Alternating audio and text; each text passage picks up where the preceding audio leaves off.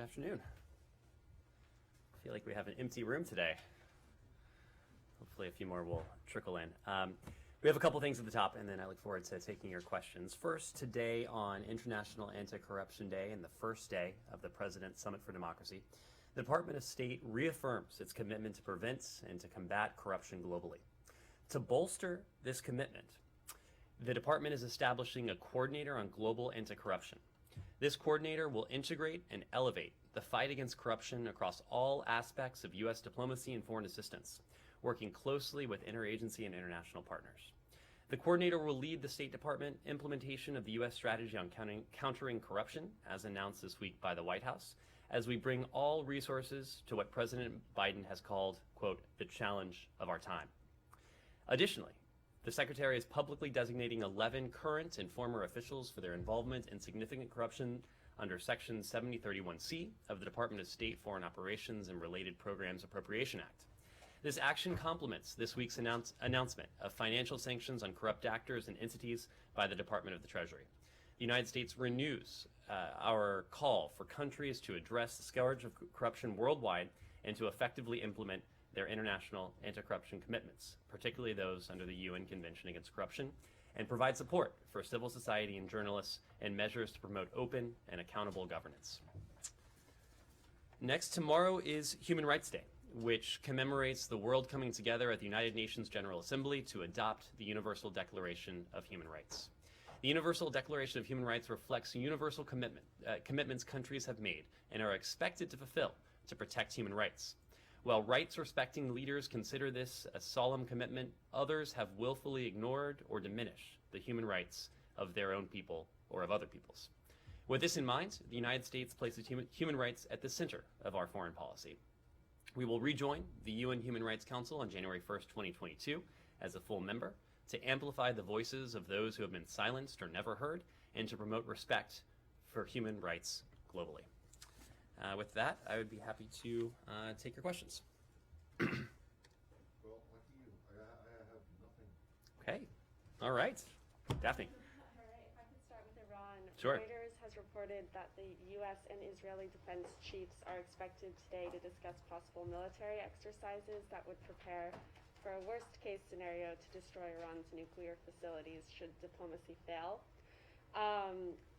Is the U.S. discussing with Gantz the need to get ready for a plan B if diplomacy fails, and does that include military options? Well, as you know, Israeli Defense Minister Gantz is in Washington. He will have an opportunity to meet with Secretary Blinken today. It's going to take place later this afternoon, and I expect we will have a readout of that meeting after the fact. I know that the Secretary is looking forward to seeing Minister Gantz again, and of course, the Minister will have an opportunity to have additional discussions with his counterparts at the Department of Defense.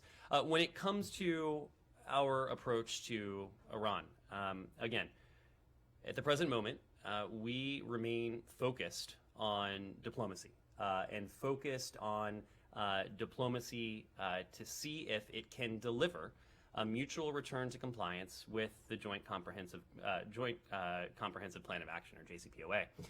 We continue to believe that a mutual return to compliance with the JCPOA is possible.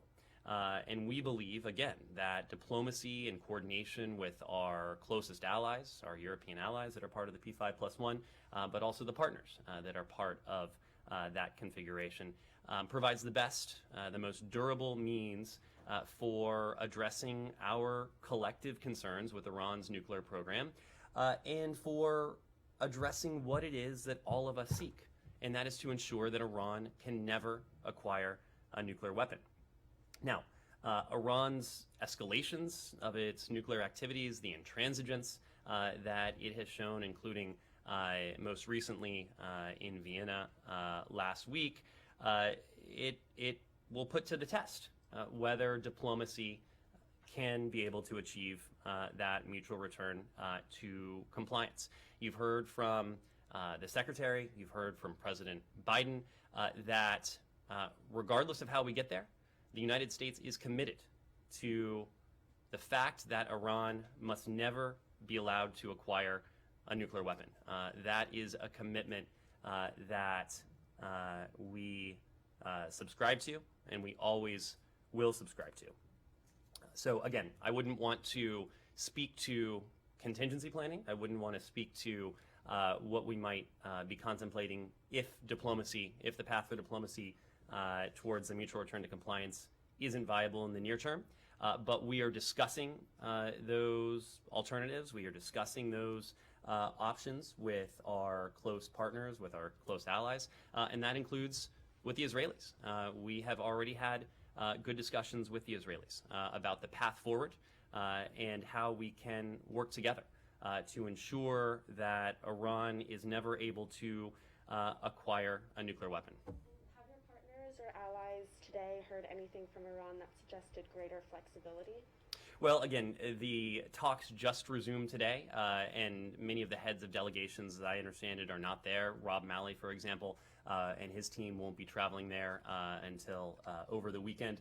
So it will probably be another several days until we have a sense of where the Iranians are in the context of the restart of this round, and importantly, the flexibility that they may or may not be willing to show. Yes. Force said that Israel rejected a U.S. request to notify it in advance of any strike on Iran. Can you confirm these reports? I'm not in a position to confirm any such report. What I can confirm is that our relationship and our security relationship, our intelligence relationship with our Israeli partners is in many ways unsurpassed. We have very thorough information sharing. We benefit from the information that we each have within our own possession. We share that on a routine basis. We cooperate together on a number of fronts, and including on the challenge that Iran poses to Israel and to the region as well. And one more on Iran. The Iranian foreign minister or deputy foreign minister for economic affairs has said that Iran has got $3.5 billion from unfrozen money, and they expect to have more money unfrozen in the future. Do you have any comment on that? I want to be very clear. The United States has not released any money to Iran. Any such report to the contrary is incorrect. We also understand that our partners have not transferred frozen funds to Iran. And of course, the United States has not authorized or approved any such frozen transfers to Iran. All of our current sanctions remain in effect. They will remain in effect until and unless we're able to reach a diplomatic agreement. Wait, so are you saying that the money that the South Koreans sent them that was held in escrow is, are you making a distinction between money that's been held in escrow and money that's frozen, like in accounts? We have not. Are you saying that that Iran has not received any money from oil sales or from whatever that was over the course of the last 11 months that it would not otherwise have gotten? We have not transferred any money to Iran. No, not you. We also understand that our partners have not transferred these frozen funds to Iran. Okay. Yes. Some reports also in Iran, some reports are saying that the Iranian regime is using the negotiations as a tactic, as a political cover to gain more time in moving ahead with enriching uranium and then getting closer to have a nuclear weapon. How do you comment on that? Especially some describe this as a policy of appeasement from U.S. towards Iran. It is a concern that we share. It's a concern that we have, as well as a concern that our P5+1 partners have. It is precisely why we have been very clear that Iran will not be able to play for time, that Iran's nuclear escalations and its provocations won't give Iran any additional leverage in these negotiations. The only thing these provocations and these escalations will do is to bring us closer to the point of a potential crisis. And we are not looking for a crisis. We certainly hope the Iranians aren't looking for a crisis. We are looking, at the moment, to diplomacy and the possibility that it still has, we believe, to deliver a mutual return to compliance with the JCPOA, which, as we've said, is the best approach to ensure on a durable, permanent basis, verifiable basis, that Iran is not able to acquire a nuclear weapon. So if that's Iran's strategy, it's a strategy that will fail. So, just a follow-up. What would you say for critics that they are saying that this is kind of a policy of appeasement? That's how it looks. A policy of, sometimes they would say, weakness from the Biden administration towards Iran. I can assure you that if the Iranian regime suspects the United States of weakness, they will be sorely surprised. Yes. When is enough enough? I mean, when do you say that we have to stop this? And what does it look like after that? At the point at which you say no more, what happens next? There have been a number of questions about the calendar, about the time frame, and we've made this point before. One, the runway is very short. There is not much time left. We've also been Is this the last round? we've also been assiduous in not putting a fixed duration on that time frame, chiefly because, well, a couple reasons. One, we don't want to convey to the Iranians just how far they can go in their provocations. But also importantly, it's not so much a temporal clock. It's not the traditional clock, the traditional calendar. As I said yesterday, it's more of a technological clock rather than a sundial, as Matt was just saying. It's a technological clock. And that technological clock is based on the assessments of the provocations and the advancements that Iran is making in its own nuclear program, and what that renders, what that gives unto Iran in terms of its nuclear program. We are still committed to the idea that diplomacy has the potential to bring us back into compliance, to bring Iran back into compliance with the nuclear deal. We are still committed to seeing if that's the case, because according to our assessments and the assessments of our closest partners, a mutual return to compliance with the JCPOA is still the most advantageous pathway to seeing to it that Iran is not able to develop a nuclear weapon. Now, that will change, and it could change in the very near future if Iran's nuclear provocations continue. Because as Iran spins more centrifuges, as it accumulates more nuclear material, as it enriches at higher degrees, not only does it gain that knowledge, but it gains those advantages in terms of its nuclear program. And with every step, it lowers the so-called breakout time, the time it would take for Iran to produce enough fissile material for a nuclear weapon if it makes the strategic decision to weaponize. So we are watching this very closely. And when it is apparent to us, when based on our assessments, including the assessments that are predicated on information both public and non-public, when it is apparent to us that a mutual return to compliance with the JCPOA is no longer the most advantageous path for us, for the United States, that is no longer a path we'll pursue. What is the other path? Again, we don't want to speak to contingencies. I will say that our preference will always be for diplomacy, not because diplomacy is always going to be the only path available, but because diplomacy will always be the most durable approach to see to it, and lasting approach to see to it, that Iran is not able to acquire a nuclear weapon. Last one, sorry. How do you convey to Iran what it looks like if they don't comply, if they don't come back? Specifically to Iran. Again, these discussions in the context of Vienna are indirect. We don't have direct discussions with the Iranian regime in that context. Again, it would be our preference to have those discussions with Iran, in part so that these potentially could be more effective and they could be point to point, but also, to your point, so that we could look the Iranians in the eye and make very clear where we stand, make very clear that the United States will not permit the Iranian regime to acquire a nuclear weapon. We have been, short of that, we have been very clear in terms of the messages we're able to pass through our European allies and our other partners, but also in our public statements. I don't think the Iranians are under any illusions about what they will find in the United States. We'll move around a little bit. Nick. Oh, I'm sorry. Joel, I sort of signaled to you earlier. Sorry. Yeah. Two questions. one was just apropos of one of the Iranian officials in Vienna said that Iran underlined that it seriously continues the talks based on its previous position. So I wonder if we're going to be having talks this weekend, or if they're going to continue as they've started today.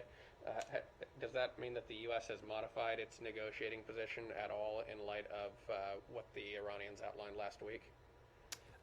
We are, and we have been, coming out of last week on precisely the same page with the French, the Germans, the Brits, the EU, but also Rob Malley has had an opportunity to speak to his Russian and Chinese counterparts. There is broad consensus with them as well that the Iranians need to come to the table prepared to negotiate in good faith, prepared to build on the progress that was achieved in the first 6 rounds, and prepared to change their approach from what we saw last week in Vienna. If the Iranians return, or next week, if they demonstrate that they have not changed that approach, I don't suspect this phase of the 7th round will be all that much longer than the last phase of the 7th round.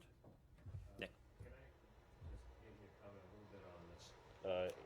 There's a delegation going to UAE next week to talk about ways in which the UAE entities are violating the sanctions. Obviously, you have oil sales to China from Iran have continued to grow, and Iran is now exporting about 1 million barrels a day.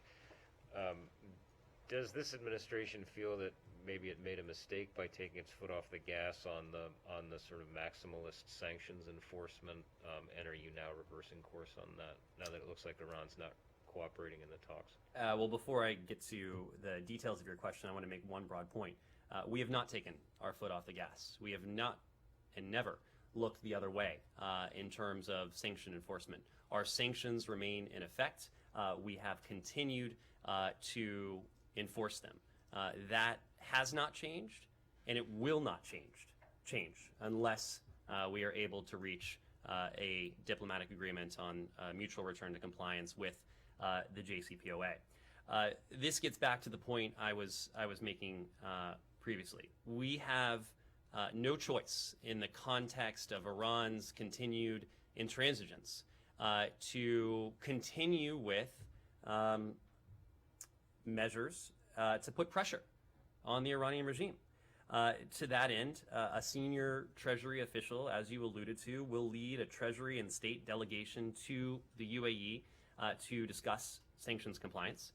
The delegation will be led by OFAC Director Andrea Ghaky, and it will focus on engagements with the private sector and key UAE government officials to discuss the private sector companies and financial institutions that facilitate non-compliant Iranian commerce that runs through or in some way touches the UAE. We also have delegations to other partner countries in the coming weeks.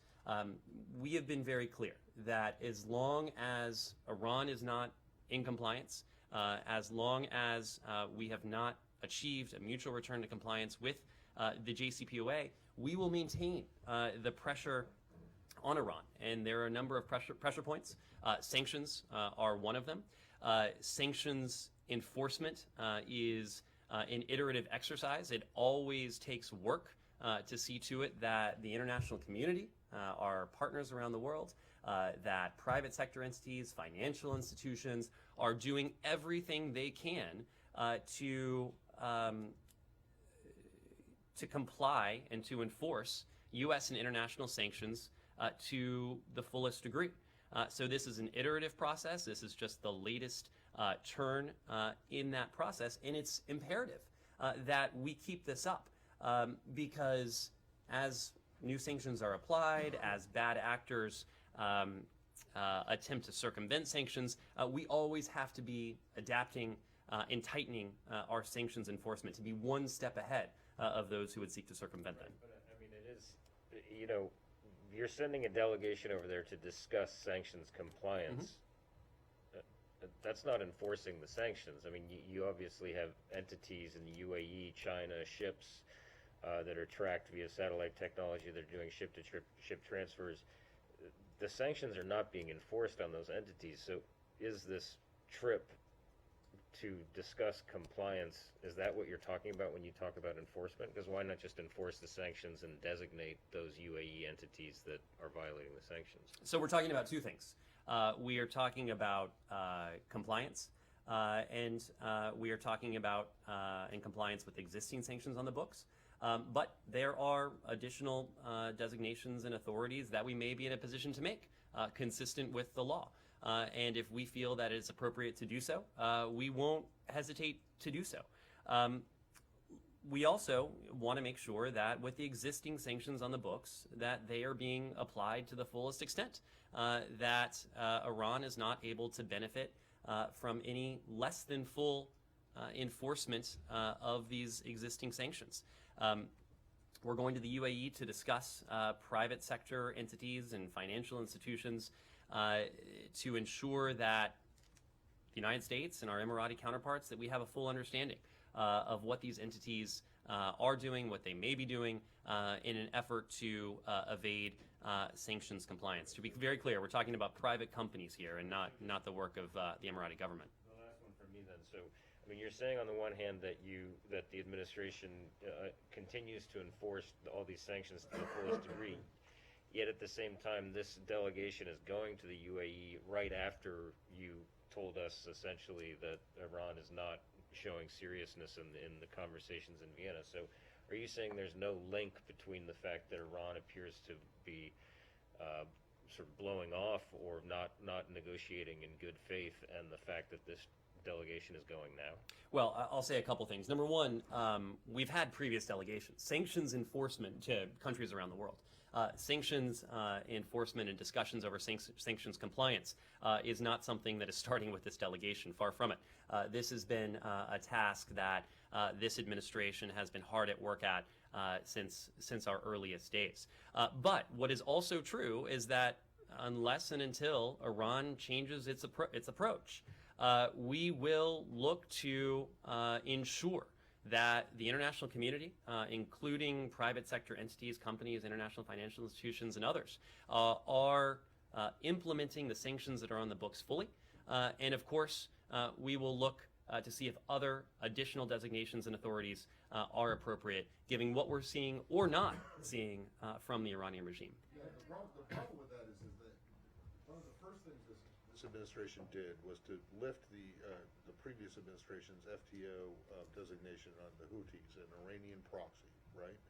Then you went to the UN and you rescinded the finding that Iran was in significant non-performance with the JCPOA that the previous administration had made.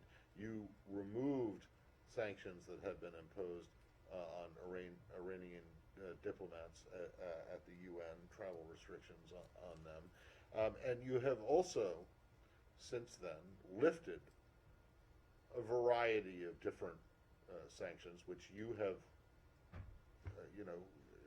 agreed that you have, and you've called it sanctions hygiene, I believe, is the or good sanctions hygiene to lift these things. So when you get a question like what Nick just asked you about whether or not sanctions have been enforced, in fact,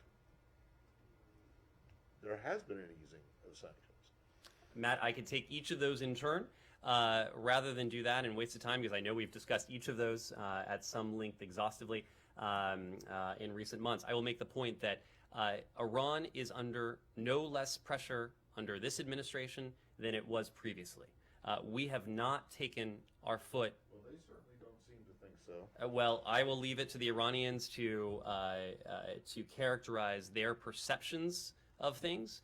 But I can tell you, if you look at the authorities that we have wielded against Iran, the tools we have wielded against Iran, and adding an additional tool that previously was not in the mix, and that's diplomacy. Okay. So how is it that the Iranian oil exports have gone up? Sorry. Oh, I thought you were not. Yeah. No, I mean, how is it? Matt, these, first of all. I mean, you accept that they have. I mean, the IAEA, I mean, not the IAEA, the International Energy. Yeah. Yeah. IEA, yeah. you know, you accept that their figures are correct, that the amount of oil that they're exporting has gone up, and the amount of money that they're taking in or that's going into various accounts has gone up. Right? This is probably too complex to go into the full details from the podium. It involves world energy consumption. Obviously, coronavirus has something to say about that. But what I will say, yes, of course. It's actually I think it's pretty simple. It's like, you know, I give you $1 and you give me this amount of oil or gas or petroleum, right? My point. It's not that Energy consumption fluctuates based on Yes. international commerce and activity that pandemic has something to say about. The amount of oil that But Iran has been able to export and the amount of money that they've been able to take in from those exports has gone up over the course of the last 11 months. Not down. and we are focused, as I was just saying, on ensuring that the sanctions that have not been lifted against Iran, we have not lifted sanctions that are consistent with the JCPOA. Okay, well then, like as Nick said, it's a question of enforcement. And that is what we've set out to do. That is why we're having these conversations So with. people have there's a misunderstanding out there that you guys are not so concerned about enforcing the sanctions that. Again, I can't speak to the perception of others. I can speak to our policy. It is our policy that our sanctions remain in effect. They will remain in effect until and unless we're able to achieve a diplomatic agreement where they can be lifted, consistent with the parameters of the JCPOA. Again, Matt, this is why we are focused on the enforcement of sanctions that are on the books, and why we will continue to look to use other authorities as appropriate. If we need to apply, and we're in a position to apply additional pressure to the regime if it doesn't change its approach. To what extent do you think are the sanctions enforced on Iran, and what's your reaction to Anwar Gargash of UAE, who said additional Iran sanctions are not a solution in nuclear talks? Well, look, we want diplomacy to succeed. We want diplomacy to be what leads us back to a mutual return to compliance with the JCPOA. I'm not in a position to quantify sanctions enforcement. There are entities around the world we know that have been seeking to skirt the sanctions, the U.S. and international sanctions that are in place.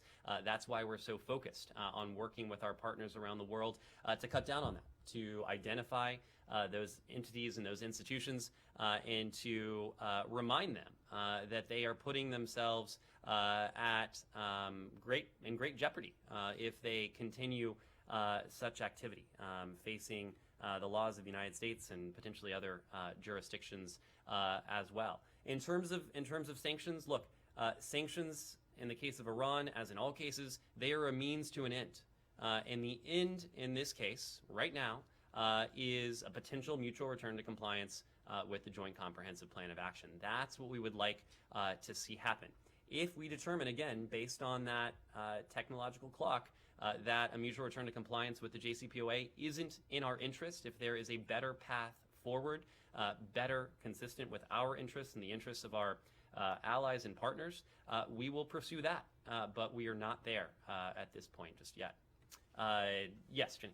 You mentioned there'd be other delegations. Are any of them traveling to China? And is the U.S. prepared to ratchet up pressure on China over its purchase of Iranian? We have had a number of discussions with the PRC, including at the senior-most levels, regarding their compliance with U.S. and international sanctions on the Iranian energy sector. They understand our position on this. We're going to continue to have those discussions in a diplomatic context with them. The PRC, if you listen to their senior officials, the PRC is just as committed to the strategic end goal that we are, to see to it that Iran is permanently and verifiably barred from obtaining a nuclear weapon. The PRC recognizes, as we do, that a mutual return to compliance still remains the best avenue to achieve that. So at a broad level, our interests in this area, in this arena, that is the Iranian nuclear program, our interests align broadly. Now, We'll continue to have discussions with them bilaterally and in the context of the P5+1 about how we can work together most effectively to ensure that we get there with Iran, or otherwise that Iran gets the message. So no commitments that they'll actually take action to pressure Iran from there? So I'm not going to read out the discussions that we've had, but we've had a number of discussions with senior PRC officials, including at the highest levels, to make clear our position on this, and we'll continue to do that. Yes. Anything else on Iran? Sure. No. Sure, Iran. Just really quickly, sorry. Is there any reason Mali would not return to talks in Vienna over the weekend if Iran doesn't change its inflexible position? And could you just clarify your comments from earlier this week about why he's not returning until the weekend? It's our understanding that heads of delegation in some cases aren't returning until early next week. He'll return this weekend. As I may have mentioned, he'll be at the G7 in Liverpool with the secretary, and he intends to travel to Vienna from there. Yes, Joel. Sure. We heard last week a senior State Department official during the Saturday background briefing referred a couple of times to the possibility that the Iranians want a different deal. You know, if they want a different deal, they should say that they want one. So I wonder, do you have any plans in place for how to acquire leverage to set the terms for a negotiation about a different deal? And would that be mostly a sanctions effort, or would it be more on the security side, as the official referred to, things that we would need to do to make sure that they don't acquire a nuclear weapon? Well, right now we are focused on one deal, and that's the Iran deal, and seeing if we can achieve a mutual return to compliance with that. If you listen to what the previous Iranian government said and what this Iranian government has said, that is still what they say they're seeking to do. Now, their words haven't been matched by their actions in Vienna last week. What we'll be looking to see if whether there's additional symmetry between what we've heard from them and what we see from them when talks and when discussions resume in earnest. Again, from our perspective, the JCPOA and a mutual return to compliance with it conveys the most advantages to us and to our partners and our allies in the P5+1 and beyond, because to our mind, and based on the assessments of our nuclear scientists, our diplomatic practitioners, our intelligence professionals, the advantages afforded by the JCPOA outweigh other options that may be available at the time being. But again, that may not be the case. It certainly won't be the case forever. It won't be the case for long. So if we get to a point where it is no longer in our interest to seek a return to compliance with the JCPOA, that's when we'll look at alternatives and perhaps test out their viability. Yes. Ted, on Sudan, Congress is working right now on passing some legislations to impose sanctions on individuals who had a role in the latest military takeover. Where does the Biden administration stand on this? Does it approve of it? Is it going to be supported? Or will it be opposed by the Biden administration? Well, right now, where we are focused is fulfilling the full democratic aspirations of the Sudanese people as the only means to forge a stable Sudan. There obviously has been some progress in that regard. The agreement that was reached on November 21st between the Prime Minister and between General Burhan, it was progress, but it was only a first step, as we've discussed. There's more work that remains to restore and to see to it that the civilian led transition remains on track. And so what we are looking to Sudan and Sudanese officials, we'll be looking to them for certain actions in the coming days. Number one is the release of all those detained since October 25th. Second is a lifting of the state of emergency. Third is ending all security force violence against peaceful protesters. And fourth is the completion of the civilian-led cabinet selection process. This has been tumultuous. period in Sudan's history. It's been, unfortunately, a somewhat violent period as well, with peaceful protesters losing their lives for doing nothing but peacefully airing their voices in the street. So we are focused right now on seeing to it that the progress we've seen, the initial progress we've seen, is durable, so that those aspirations of the Sudanese people can be realized, can be put on track once again. Yeah, just a follow-up, Ned. Is the administration going to be supportive of the Congress efforts? The Congress is very serious now on imposing compulsory sanctions on individuals by names. Where does the Biden administration stand on that? Well, again, our sanctions, all of our sanctions have standards attached to them. And so if the legal and policy standards are met, of course we'd be supportive of sanctions, but it's difficult to say anything akin to that in the abstract. Ben? On Russia-Ukraine, is the administration in any way pressuring Ukrainians to receive more autonomy to the country, Russian-held areas? Is that happening in any way in the face of Russian aggression? Absolutely not. There have been absolutely no deals cut. There have been no concessions made, no such elements even discussed.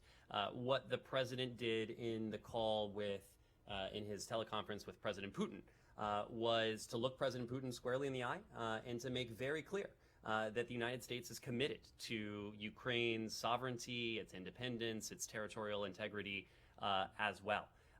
We believe that the most effective means to de-escalate tensions and to perhaps forestall the possibility of conflict is full implementation of the Minsk agreements. The Minsk agreements spell out what Russia and what Ukraine need to do. That's what we believe where we should invest our energy. It's something that we've discussed with our Ukrainian partners. It's something that President Biden made very clear to President Putin. It's something that Secretary Blinken made very clear to Foreign Minister Lavrov. If you look at the violations of the Minsk agreements, the vast majority have been on the part of the Russian Federation. So we want to see full implementation of the Minsk agreements as a means to de-escalate tensions and hopefully forestall the possibility of conflict. Will there also be dialogue about Russia's concerns about Ukraine joining NATO, and will everyone sit down together? And I think the term was to try and find some accommodation, but isn't that just caving to this aggression? We are not using accommodation in the same way that you may be using accommodation. What we are setting out to do is to work closely with our Ukrainian partners, and of course President Biden was just on the phone with President Zelensky a few moments ago. We had an opportunity, Secretary Blinken had an opportunity to speak to President Zelensky the other day. We had an opportunity to see the foreign minister in Europe last week, but we've also engaged NATO. The president today is engaging the Bucharest 9 as well.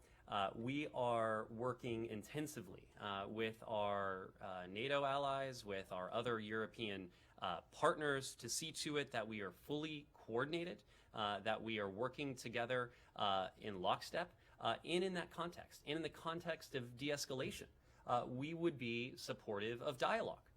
Dialogue between the parties, and that includes, of course, Russia, Ukraine, NATO. Dialogue, we know, including between Russia and NATO in the context of the NATO-Russia Council, the OSCE, other mechanisms. These have been key to de-escalating tensions even at the height of the Cold War, even in the post-Cold War world. There is nothing to say that dialogue couldn't do the same here. Dialogue is not a concession. Dialogue is not an accommodation. Dialogue is not a compromise.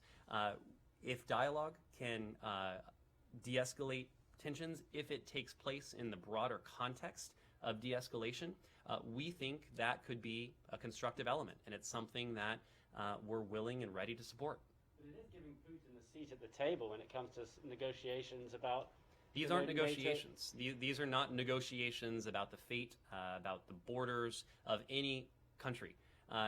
We've talked a lot about Ukraine, but the broader point is this. In some ways, it's even bigger than Ukraine, because what Vladimir Putin seeks to do is to rewrite the rules of the international order, is to circumvent the idea that small countries can't bully, large countries can't bully small countries, that a country can, at the barrel of a gun, redraw borders. That cannot happen. It must not happen in today's world.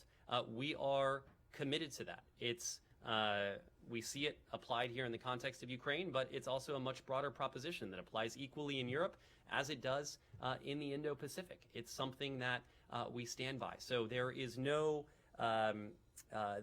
concession, there is no negotiation on that. What dialogue can increase is communication, of course, but also transparency. And if the Russian Federation is under any sort of misimpression, if the Russian Federation doesn't have an understanding about what NATO is, what it is not, what it seeks to do, what it doesn't seek to do, dialogue can help with that. What this is not is an effort to discuss borders, to discuss Ukraine without Ukraine. We're not going to do anything with Ukraine without Ukraine, our partner. And a slight tangent, but you've made it very clear to Russia, you say, what the consequences of an invasion would be. Why not make it as clear to China what the consequences of an invasion of Taiwan would be? Look, we have made very clear to the PRC that any effort to change the status quo unilaterally by force would be a profound and dangerous mistake. We have been fully clear about that. We've also been clear that we are committed to the Taiwan Relations Act. This is something that President Biden voted for as a senator in 1979. We're taking all of these actions, and our approach is predicated on the requirements spelled out in the Taiwan Relations Act and consistent with our One China policy. Yes? The White House was very clear that there will be a very tough economic measures against Russia if it goes ahead with an incursion against Ukraine. But are these economic measures enough to deal with such a big geopolitical power move by Putin? Some said this is a ruthless move by Russia. Well, we've talked about strong economic measures, and just to be clear, these are economic measures that we intentionally have not resorted to in the past just because of their scale and of the magnitude and the damage they would inflict on the Russian economy. But the president, in his conversation, went beyond strong economic measures. He talked about additional defensive material to Ukraine, of course, above and beyond what we are already providing. And that's $400 million this year, $60 million in the context of President Zelensky's visit. But also, he spoke of our intention, should this go forward, to fortify our NATO allies on the eastern flank with additional capabilities in response to any such escalation. So it's about more than just strong economic measures. There are a whole, it's an array of responses that the Russian Federation would see in response if this military operation were to go forward. Yes? Going on Ukraine, President Biden has said that troops to Ukraine are unilaterally sending troops to Ukraine are off the table. What's the implication of the decision for Taiwan? And are you worried that will send a signal regarding your commitment to Taiwan? Look, again, it is perhaps too facile to compare Ukraine and Taiwan. Obviously, each country is different, and the case each entity is different. Excuse me. So I would hate to read too much into this comparison. I think what we have also made very clear is that we are committed to the territorial integrity, to the sovereignty, to the independence of Ukraine. We are steadfastly committed to Taiwan, consistent with the Taiwan Relations Act. So again, we have a range of deterrent measures that we are prepared to take, strong deterrent measures that we are prepared to take if this military incursion goes forward in Ukraine. And separately, we've made very clear that any effort to change the status quo across the Taiwan Strait unilaterally by force would be a profound mistake. Yes? Secretary Blinken tweeted yesterday about Austin Tice. Today, his mother held a press conference calling on this administration to build on the talks that occurred in the previous administration between the U.S. and Syrian officials in Damascus. Would this administration support any sort of direct dialogue with the regime on the issue of securing their release? Well, we have no higher priority than the safety and security of Americans overseas, and that, of course, includes Americans who are unjustly held overseas, and of course, Austin Tice, unfortunately, falls in that latter category. A quarter of his life in captivity. This is a case that I can tell you is on our thoughts every day. It's something that we're working on every day. Look, the way we see it is we are, and Ambassador Karstens is leading this effort from the department. We separate the idea of diplomacy and our efforts to free Americans who are held overseas. We can have conversations pertaining to Americans, and we can have conversations with regimes with which we have poor relations or in some cases, potentially no relations at all. That is very different from engaging in diplomacy or speaking to any sort of broader diplomatic shift with any country or regime. So we are committed to doing everything we can consistent with our laws to bring Americans home who are held unjustly. One more on Syria. Do you have any reaction to Damascus hosting this annual Arab Energy Conference in 2024, given the U.S. position on normalization? I'm not familiar with that offhand, but if we have a reaction, we'll get that to you. Yes. Thank you. Just want to make sure I'm reading your comments correctly. When you said the U.S.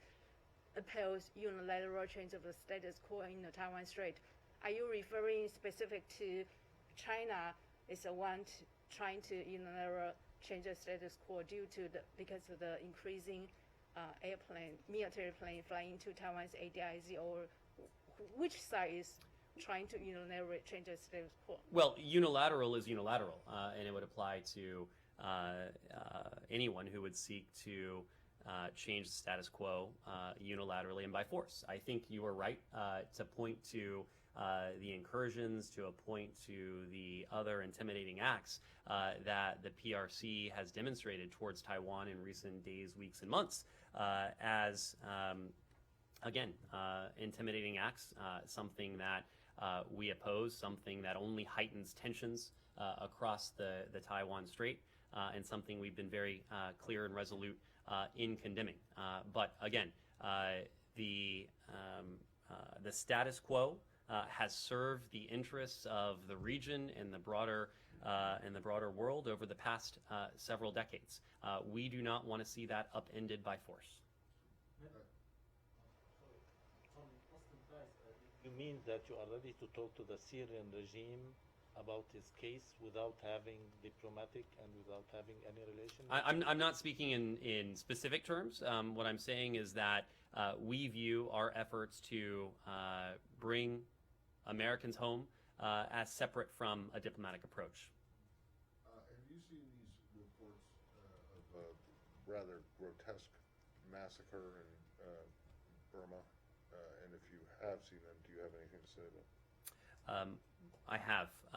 We are outraged by credible and sickening reports that the Burmese military bound 11 villagers, including children, in northwest Burma and burned them alive. Appallingly, this is not the first time we have seen reports of the Burmese military using such tactics to oppress the people of Burma. The military's widespread use of horrific and brutal violence underscores, for us, the urgency of ending the Burmese military's culture of impunity by holding military actors accountable and restoring Burma's path to inclusive democracy. As you've heard us say before, we stand with the people of Burma and their aspirations for freedom, for justice, for democracy, and we call on the military regime to end the use of violence, release those unjustly detained, to address human rights abuses, and to respect the will of the people. Yes, Ben. On China, State Department guidance at the moment for any Americans traveling to China is level 3, urges them to reconsider travel to China because one of the reasons is arbitrary detention. Is that still the State Department's stance for all Americans traveling to China? Our travel advisories are posted online and they are updated continuously. I don't have the travel advisory for China in front of me, but it can be found on state.gov. That's what it is at the moment. And so would that then be true for American athletes going to the Olympics, that they should reconsider travel to China? Again, we discussed this yesterday. It is our expectation, even as we don't have any official or diplomatic representation at the Games, that PRC authorities treat our athletes and all athletes, for that matter, with the spirit, with dignity and respect, affording them the protections that are necessary for their safety and security. Of course, we will have, and we do have, an embassy in Beijing. We do have a diplomatic presence on the ground in China. As a routine matter, of course, we'll be able to provide American citizen services to our athletes and other Americans there associated with the Games, but it is also incumbent on the PRC to afford the protections to American athletes and to other athletes to ensure their safety and security while they're there. A couple final questions, Nike. So just a follow-up on Beijing Olympics. So the UN Secretary General of the United Nations said he will accept the invitation to attend the Beijing Winter Olympic. Would you like to comment on such decision? My only comment is that each country, each organization will have to reach its own sovereign decision about participation and the level of participation or lack of participation in the upcoming Olympic Games. Yes? On South Africa, should we expect the travel ban to be lifted soon after all those medical, reports saying, especially from Dr. Fauci, that the Omicron variant is not as powerful as we thought before? So I would say a couple things on this. Number one, these restrictions were put in place on the advice of the President's Chief Medical Advisor and the CDC.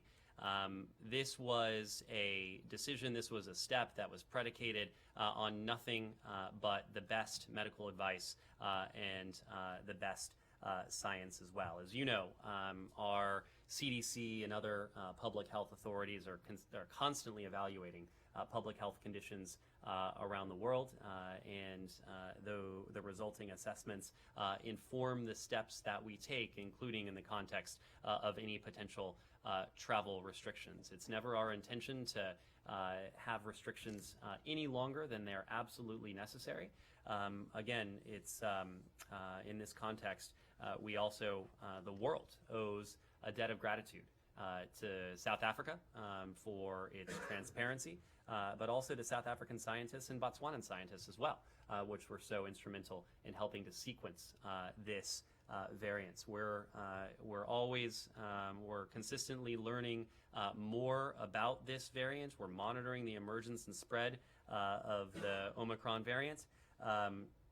As we learn more, we expect that information on transmissibility, on disease severity, potential impacts on vaccine efficacy, we expect to learn more about that in the coming days and weeks ahead. We are aware of reports, and I'm sure all of you have seen these, that the Pfizer-BioNTech, from Pfizer and BioNTech, that initial studies show that 3 doses of their COVID-19 vaccine are able to neutralize the Omicron variant.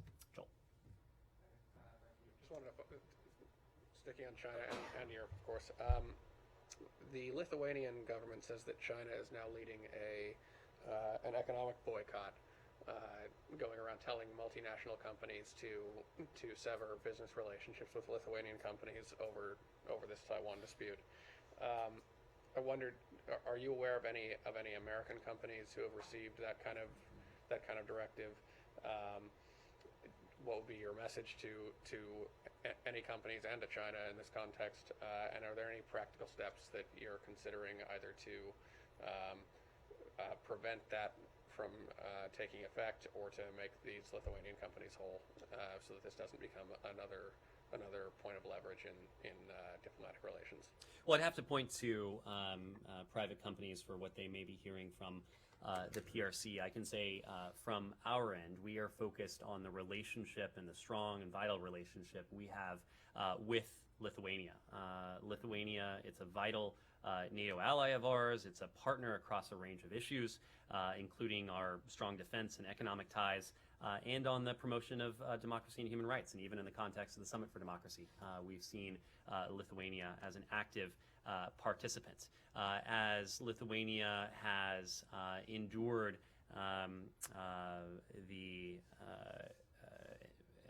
intimidation, including from the PRC, we've reinforced the importance of those ties. We've reinforced that relationship, and we've been very clear that we welcome steps by Taiwan and Lithuania to deepen their cooperation, including through Taiwan's opening of a representative office in Vilnius and Lithuania's plans to open a reciprocal office in Taipei.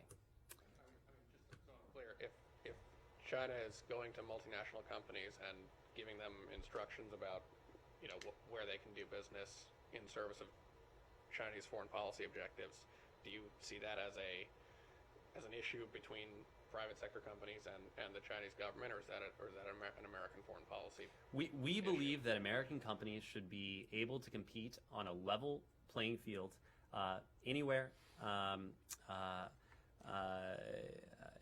where it's in their interests. But again, the playing field has to be level. And as I talked about yesterday, we also consistently strive to ensure that American companies, private sector more broadly, that they are operating with their eyes wide open. And so that's why it's incumbent on us to continue to put a spotlight on some of the practices, on some of the abuses that have been ongoing in the PRC. You've heard from us on any number of occasions about our concerns. We've issued business advisory as well, directed precisely at the private sector community. We want our companies to be able to compete. We want them to be able to compete on a level playing field, but we also want for them, and we fully recognize that they too, as good American companies, don't want to compete in a way that in any way directly or indirectly supports the practices that may be going on in places like Xinjiang. And so that's why we have consistently erred on the side of transparency, why we have been very clear and open in airing what we know has transpired in that context. Thank you. One final question? Thank you. Yep. So the U.S.-Japan host nation negotiations have reportedly reached a level of a consensus. Would you be willing to discuss the status of the negotiations, and what support does the U.S. expect from Japan, and why? At this intermediate stage, I would refrain from offering comments. I'm sure we will have a comment at a later stage on that. Thank you.